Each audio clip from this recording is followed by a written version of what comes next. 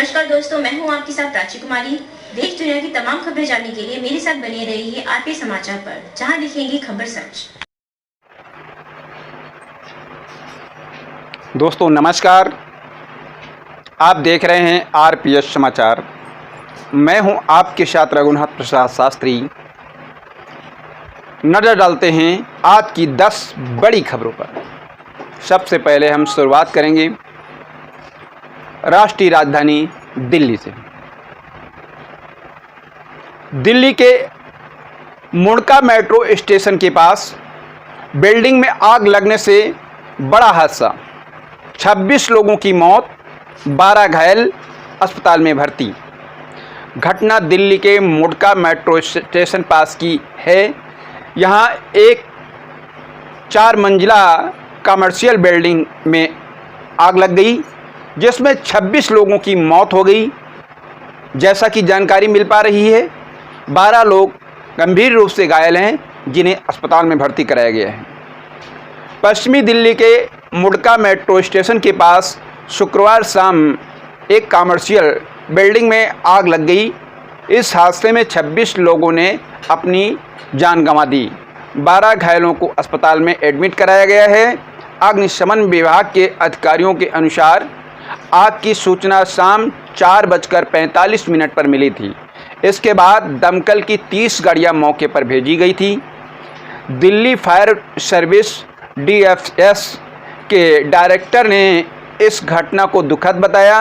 राष्ट्रपति रामनाथ कोविंद, प्रधानमंत्री नरेंद्र मोदी और दिल्ली के सीएम अरविंद केजरीवाल ने इस घटना पर गहरा शोक व्यक्त किया है। मामले में दो लोगों हरीश गोयल और वरुण गोयल को हिरासत में लिया गया है। इनकी कंपनी इसी बिल्डिंग में चल रही थी। कंपनी के 50 वर्कर्स को सुरक्षित निकाल लिया गया। बाहरी दिल्ली के पुलिस उपायुक्त DCP समीर शर्मा ने कहा कि शुरुआती जांच में पता चला है कि 4 मंजिला कमर्शियल बिल्डिंग में कंपनियों के दफ्तर में मुंडका मेट्रो स्टेशन के पिलर नंबर 544 के पास बनी इस बिल्डिंग में आग लगने की सूचना मिली थी। इसके बाद दमकल की 30 गाड़ियों को आग बुझाने के लिए भेजा गया था। दिल्ली मुंडका मेट्रो स्टेशन के पास एक इमारत में भीषण आग हादसे से व्यथित हूँ। शोक संतप्त परिवारों के प्रति मेरी संवेदना। मैं घायलों के शीघ्र स्वास्थ्य होने की कामना करता हूँ। पुलिस के एक वरिष्ठ अधिकारी के अनुसार आग लगने की सूचना मिलने पर पुलिसकर्मी मौके पर पहुंचे। इमारत में फंसे लोगों को खिड़की के शीशे तोड़कर निकाला गया। 12 लोगों को एक अस्पताल में भर्ती कराया गया। दिल्ली में भीषण आग के कारण लोगों की मौत से बेहद दुखी हूँ। मेरी संवेदनाएं शोक संतप्त परिवारों के साथ में हैं। मैं घायलों के शीघ्र स्वास्थ्य होने की कामना करता हूं। दिल्ली फायर सर्विस के deputy chief fire officer Sunil Chaudhary ने भी 2600 बरामद होने की पुष्टि की है। उन्होंने कहा कि दिल्ली के मुंडका मेट्रो स्टेशन के पास 4 मंजिला व्यावसायिक इमारत में आग लगने की खबर मिली थी। इस दुखद घटना के बारे में जानकर स्तब्ध हैं और आहत हूँ। मैं लगातार वरिष्ठ अधिकारियों के संपर्क में हूँ। हमारे बहादुर दमकल कर्मी आग पर काबू पाने और लोगों की जान बचाने की पूरी कोशिश कर रहे हैं। ब्यूरो रिपोर्ट, नई दिल्ली। एक बड़ी खबर आ रही है मुंबई से, जिसे जानकर आप हैरान रह जाएंगे। कोर्ट ने आखिर ऐसा क्यों किया? अपने पापा को लीवर डोनेट नहीं कर सकते, बॉम्बे हाई कोर्ट का यह बड़ा फैसला। नाबालिग के जीवन को खतरे में देखते हुए बॉम्बे हाई कोर्ट ने 16 वर्षीय बेटी की अपने बीमार पिता को लीवर दान देने की याचिका खारिज कर दी गई। नाबालिग के पिता गंभीर रूप से बीमार हैं और परेल के अस्पताल में भर्ती हैं। इससे पहले चिकित्सा शिक्षा और अनुसंधान निदेशालय DMIR के निदेशक की अध्यक्षता वाली राज्य प्राधिकरण समिति ने भी नाबालिग का आवेदन ठुकरा दिया था। जस्टिस अनिल मेनन और नितिन बोस्कर की आवेदन बेंच ने कहा, हमें नाबालिग की चिंता है और इसलिए लीवर दान करने की अनुमति देने के इच्छुक नहीं हैं। नाबालिग ने कोर्ट में दाखिल याचिका में कहा था कि उसके पिता लीवर सिरोसिस से पीड़ित हैं और उन्हें लीवर ट्रांसप्लांट की सलाह दी गई है। इससे पहले नाबालिग की याचिका को अस्पताल समिति ने खारिज कर दिया था। इसके बाद transplantation of human organ act 1994 के तहत गठित की गई राज्य प्राधिकरण समिति ने भी 11 मई को नाबालिग का आवेदन अस्वीकार कर दिया था। समिति ने कहा था कि उन्हें नहीं पता कि बच्ची अपनी मर्जी से लीवर देना चाहती है या उसके ऊपर दबाव है। इसके बाद बच्ची की मां ने बॉम्बे हाई कोर्ट में याचिका दायर कर अनुमति मांगी थी। नाबालिग ने राज्य समिति के आदेश को चुनौती देने के लिए अपनी याचिका में सुधार किया था। उसके एडवोकेट तपन थाटे ने यह तर्क देने की कोशिश की कि एक जिगर पुनः उत्पन्न हो सकता है, लेकिन न्यायाधीशों ने राहत देने से इनकार कर दिया। DMER की रिपोर्ट के आधार पर, जिसमें कहा गया है कि याचिकाकर्ता के पिता को शराब की बुरी लत है, जस्टिस मेनन ने कहा, आप नाबालिग के जीवन को खतरे में नहीं डाल सकते हैं। उसके पिता की समस्या स्वयं थोपी हुई है। न्यायाधीशों ने कहा कि जून में कोर्ट के फिर खुलने पर मामले को रखेंगे। Bureau report, Mumbai. एक बड़ी खबर आ रही है उत्तर प्रदेश की राजधानी लखनऊ से। कार्यवाहक डीजीपी ने कार्यभार ग्रहण कर लिया और गिनाई प्राथमिकताएं। कानून व्यवस्था व अपराध नियंत्रण होगी प्राथमिकता। कार्यवाहक डीजीपी डॉक्टर देवेंद्र सिंह चौहान ने कहा कि पुलिस अधिकारियों के साथ विभिन्न मुद्दों पर चर्चा की। उन्होंने कहा कि प्रदेश सरकार की प्राथमिकताओं के मुताबिक महिला, बच्चों, बुजुर्गों और व्यापारी वर्ग की सुरक्षा पर खास फोकस होगा। वरिष्ठ आईपीएस अधिकारी डॉक्टर देवेंद्र सिंह चौहान ने शुक्रवार को कार्यवाहक डीजीपी का कार्यभार संभाल लिया। सरकार ने उन्हें स्थायी नियुक्ति होने तक यह जिम्मेदारी सौंपी है। उन्होंने कहा है, सरकार की प्राथमिकताओं के मुताबिक प्रदेश की कानून व्यवस्था और अपराध नियंत्रण पर प्रभावी कार्रवाई उनकी प्राथमिकता होगी। कानून तोड़ने वालों के लिए कड़ी कार्रवाई की जाएगी। नवनियुक्त कार्यवाहक डीजीपी ने पदभार संभालने से पहले मुख्यमंत्री योगी आदित्यनाथ से मुलाकात की। इसके बाद पुलिस मुख्यालय पहुंचकर कार्यभार ग्रहण किया। इस मौके पर उन्होंने पुलिस अधिकारियों के साथ विभिन्न मुद्दों पर चर्चा की। उन्होंने कहा कि प्रदेश सरकार की प्राथमिकताओं के मुताबिक महिला, बच्चों, बुजुर्गों और व्यापारी वर्ग की सुरक्षा पर खास फोकस होगा। अपराध नियंत्रण के लिए आधुनिक तकनीकों और मानव संसाधनों का इस्तेमाल किया जाएगा। यूपी पुलिस एक बड़े परिवार की तरह है, इसलिए सभी को टीम भावना से काम करते हुए जनता की कसौटी पर खास उतरना होगा। पुलिसकर्मियों के परेशानियों के प्रति संवेदनशीलता से काम करने का वादा करते हुए उन्होंने समस्याओं के जल्द निस्तारण का भरोसा भी दिया। रिपोर्ट आरती सचदेवा। खबर कानपुर से। ऑल मीडिया रिपोर्टर्स एसोसिएशन की ओर से जिला उन्नाव उत्तर प्रदेश से आरपीएस समाचार के प्रधान संपादक रघुनाथ प्रसाद शास्त्री को जिला संगठन मंत्री के पद पर मनोनीत किया गया है और जिले में संगठन की जिम्मेदारी भी सौंपी गई है। एसोसिएशन की ओर से उन्हें बहुत बहुत बधाई भी दी गई है। शुभकामनाएं देते हुए आशा जताई गई है कि वह जनपद में संगठन को मजबूती देते सक्रियता प्रदान करेंगे।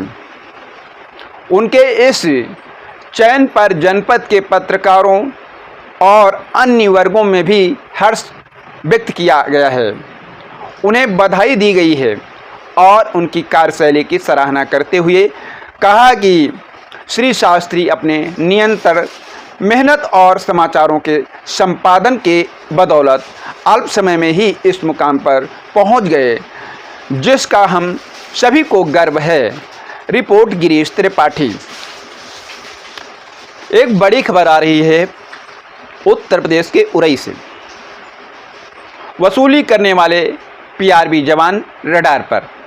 पीआरबी जवानों की ट्रैफिक थाना और अन्य विभागीय कामों में लगी ड्यूटी के दौरान मिल रही वसूली की शिकायतों को जिला युवा कल्याण एवं प्रांतीय रक्षक दल पीआरडी अधिकारी शिवराम सिंह ने गंभीरता से लिया।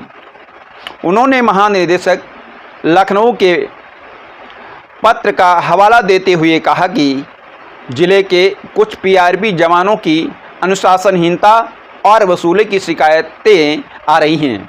विभागीय आदेशों एवं निर्देशों का उल्लंघन किया जा रहा है।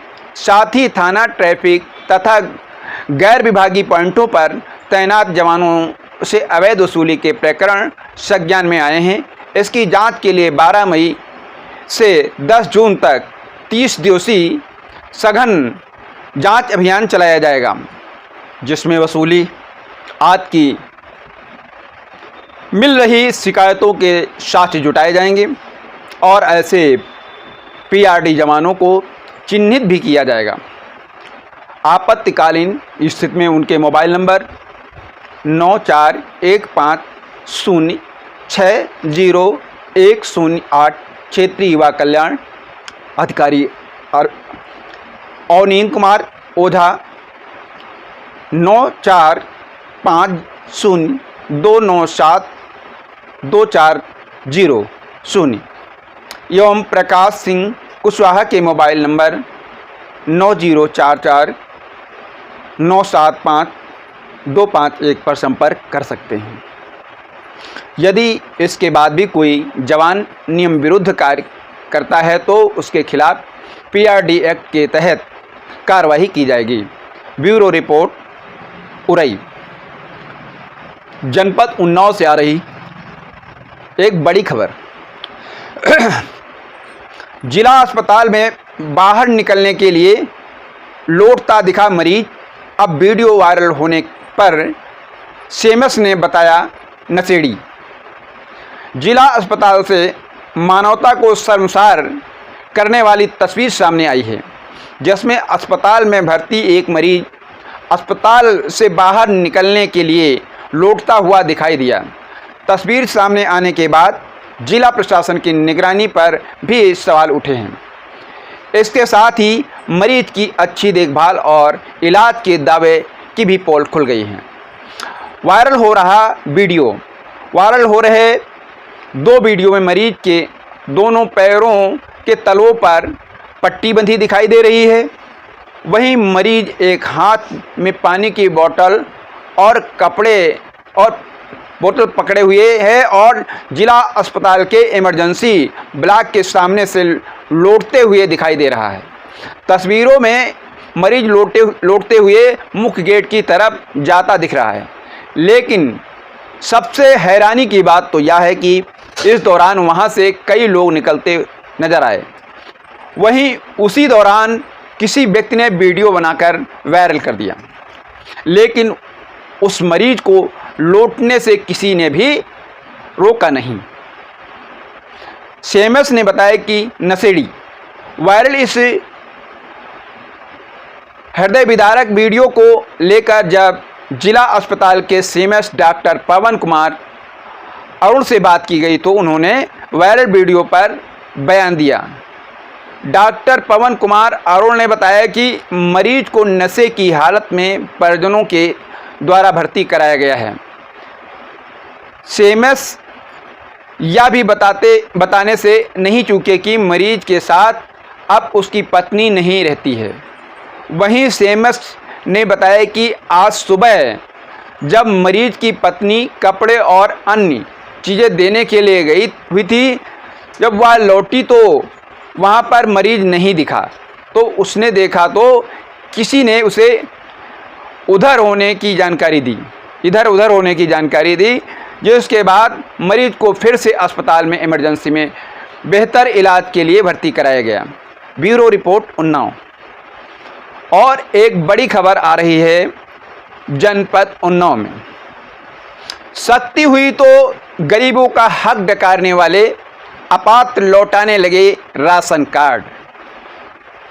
आपको बता दें, सख्ती के चलते 3084 अपात्रों ने अपने राशन कार्ड सरेंडर किए। इनमें आयकर दाता, फ्लैट मालिक, शस्त्र लाइसेंस धारक और खेत जमीन मालिक आदि शामिल हैं। अपात्रों को 15 मई तक स्वेच्छा से राशन कार्ड सरेंडर करने का मौका दिया गया है। कोरोना काल में सरकार ने कार्ड बनवा कर राशन वितरण कराया। इसका फायदा बहुत से अपात्रों ने भी उठा लिया। हाल ही में शासन ने इन अपात्रों को सार्वजनिक खाद्य वितरण प्रणाली से बाहर निकालने के लिए निर्देश जारी कर दिए। 15 मई तक अपात्रों को राशन कार्ड जमा करने को कहा गया है। इसके बाद रिपोर्ट दर्ज होने के साथ रिकवरी कराई जाएगी।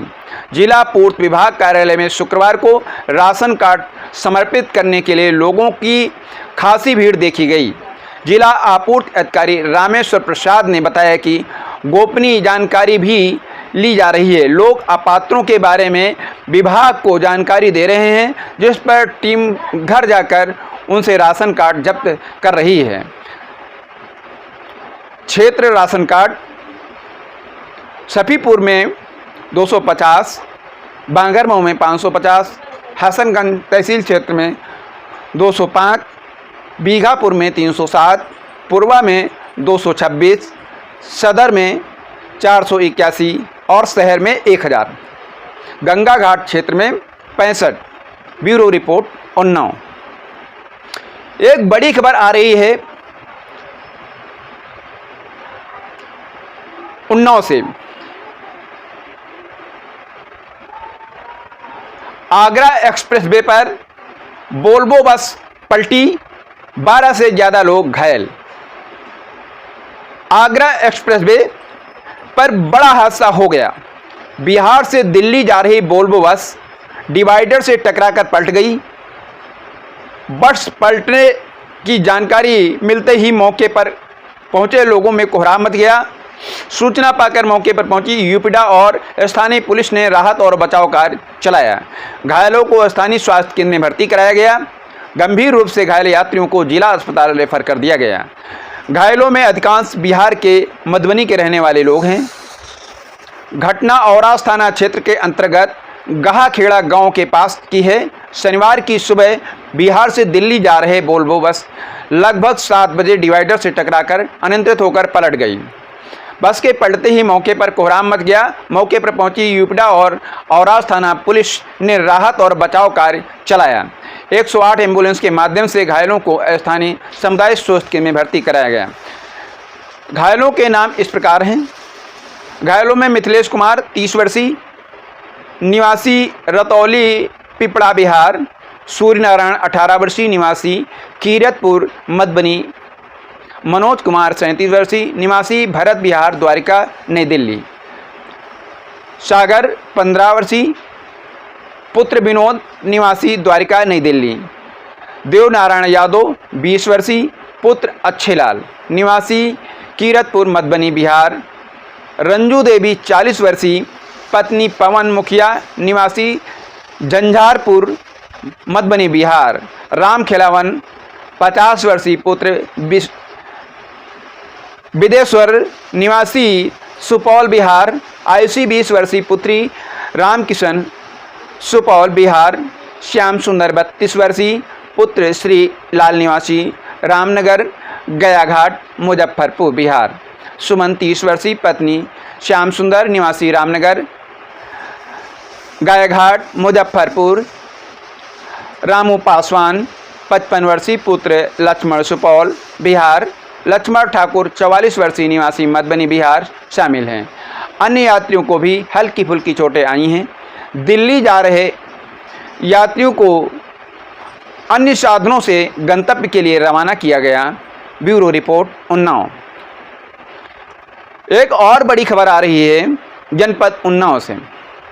सपा नेता के अवैध नर्सिंग होम पर चला बुलडोजर, नाराज होकर दिया इस्तीफा, कहा ऐसी पार्टी में रहने से कोई फायदा नहीं। उन्नाव जनपद में सपा नेता ने तालाब की सरकारी जमीन पर 2 मंजिला नर्सिंग होम बना रखा था। डीएम के आदेश के बाद एसडीएम वासियों ने मौके पर पहुंचकर अवैध निर्माण को बुलडोजर से ध्वस्त कर दिया। उत्तर प्रदेश के उन्नाव जिले में समाजवादी पार्टी के जिला उपाध्यक्ष व जिला पंचायत सदस्य के अवैध हॉस्पिटल पर प्रशासन का बुलडोजर गरजा। जहां पर सपा नेता ने तालाब की सरकारी जमीन पर 2 मंजिला नर्सिंग होम बना लिया था। उन्नाव डीएम के ध्वस्तीकरण की कार्रवाई के बाद एसडीएम वासियों ने मौके पर पहुंचकर 2 मंजिला नर्सिंग होम पर बुलडोजर के माध्यम से उसे ध्वस्त कर दिया, जिसके बाद जिला प्रशासन की कार्रवाई या बुलडोजर की चोट से सपा जिला उपाध्यक्ष टूटकर बीजेपी के कुनबे में शामिल होने की राह पर निकल चुके हैं। बता दें कि डॉक्टर शकील जो कल तक समाजवादी पार्टी रंग में रंगे हुए थे, वे कार्रवाई के बाद भगवा में होने में कोई गुरेज न करने का दावा करते दिख रहे हैं। दरअसल उन्नाव जिले में बीते 9 मई को असोहा थाना क्षेत्र के कल्लूखेड़ा कस्बे में सपा जिला उपाध्यक्ष व जिला पंचायत सदस्य डॉक्टर शकील द्वारा तालाब की जमीन पर अवैध कब्जा कर बनाए गए 2 मंजिला नर्सिंग होम पर जिला प्रशासन का बुलडोजर गरजा था। वहीं कार्रवाई के चौथे दिन बाद आज 13 मई को सपा जिला उपाध्यक्ष डॉक्टर शकील ने पूर्वा कार्यालय में प्रेस वार्ता कर सपा जिला उपाध्यक्ष व पार्टी से इस्तीफा दे दिया है। इस दौरान डॉक्टर शकील ने मीडिया को बताया कि सपा के पूर्व विधायक उदयराज यादव पर कार्रवाई का आरोप लगाते हुए बताया कि सपा सरकार में पूर्व विधायक उदयराज यादव ने जिस जमीन पर नर्सिंग होम बनवाया था उस पर 145 डी का मुकदमा दर्ज कराया था। उसी मुकदमे के आधार पर नर्सिंग होम पर बुलडोजर चला था। उन्होंने कहा कि प्रशासन की कार्रवाई के बाद किसी भी पदाधिकारी ने एक बार भी मुझसे संपर्क नहीं किया, जिसके चलते जिला उपाध्यक्ष व पार्टी से इस्तीफा दे रहा हूं। डॉक्टर शकील ने एक सवाल के जवाब में कहा कि पूर्वा से बीजेपी विधायक अनिल सिंह छोटे भाई हैं। इस कार्रवाई को लेकर बीजेपी विधायक पर लगाए जा रहे आरोप गलत हैं या जो कार्रवाई हुई है सपा की देन है। वहीं बीजेपी में शामिल होने के सवाल पर कहा कि अगर मौका दिया गया तो जरूर शामिल हो जाऊंगा। Bureau report Unnao. एक बड़ी खबर आ रही है प्रयागराज से। प्रयागराज में 23 वर्ष पुराने मामले में मिली सजा। न्यायालय ने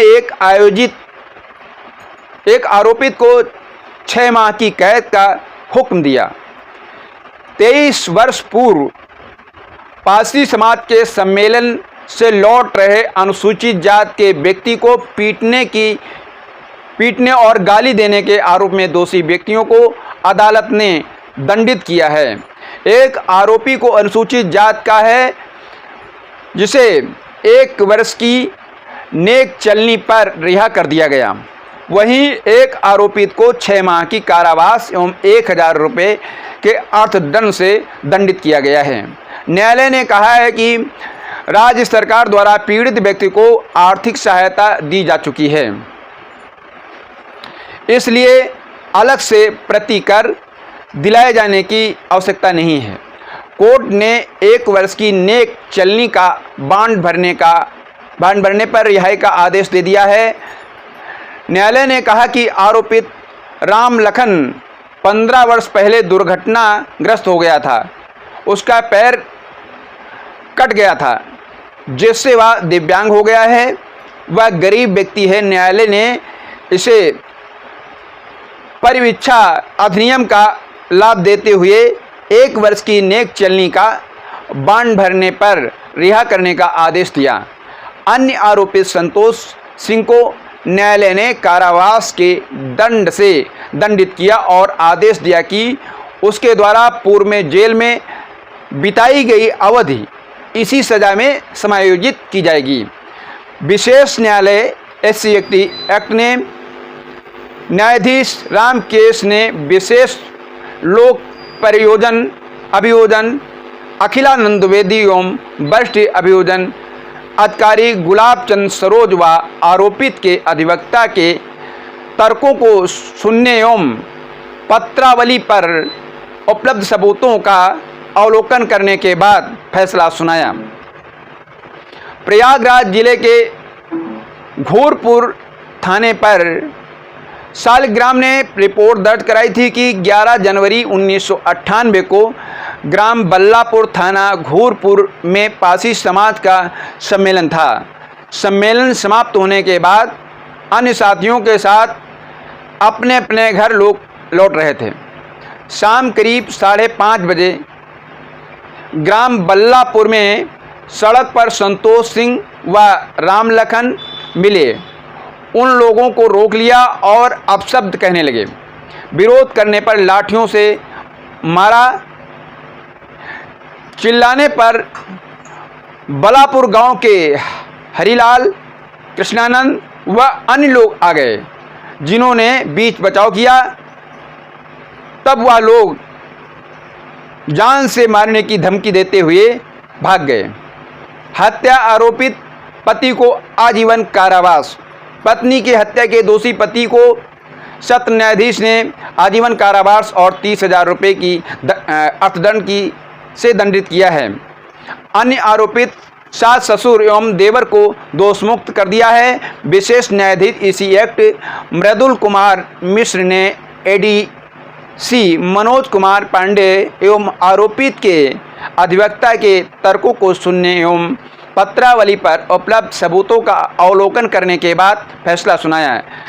न्यायालय ने कहा, आरोपित पर लगाया गया आरोप संदेह से परे साबित करने में अभियोजन पक्ष सफल रहा कि आरोपित कुलदीप ने वादी मुकदमा की बेटी नीलम को दहेज की मांग को लेकर प्रताड़ित किया।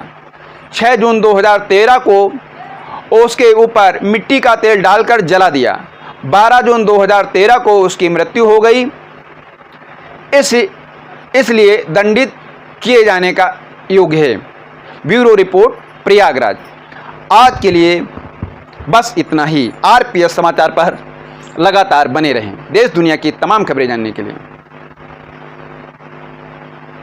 चैनल को लाइक और शेयर करना ना भूले, आइकन बेल दबाना बिल्कुल ना भूले, जिससे प्रत्येक जानकारी आपको सबसे पहले मिल सके, जैसे कि प्रत्येक दिन का राशिफल, प्रत्येक पर्व का आर्टिकल, नई और ताजी खबरें।